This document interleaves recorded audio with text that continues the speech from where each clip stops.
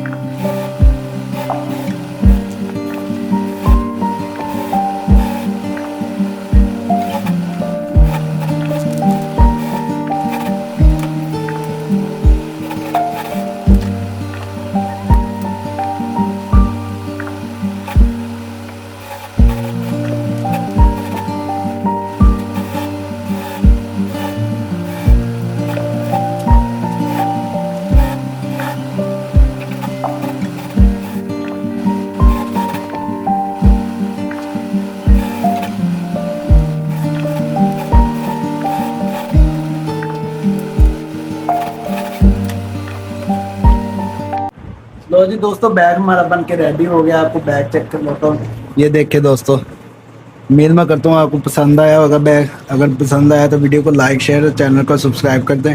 ये साइड पे इसके हमने हैंडल भी लगाया हुआ है, ठीक है। ऐसे ये साइड कैरी भी हो सकता है, और पीछे शोल्डर पे पहनना है तो उसके लिए ये हमने पीछे स्ट्रैप भी लगाई हुई है। अगर वीडियो अच्छी लगे तो वीडियो को लाइक और चैनल को सब्सक्राइब कर दें। बेल आइकन का बटन प्रेस कर दें और वीडियो के नीचे अच्छे अच्छे से कमेंट कर दें। मिलते हैं अगली वीडियो में। ओके जी, अल्लाह हाफिज़।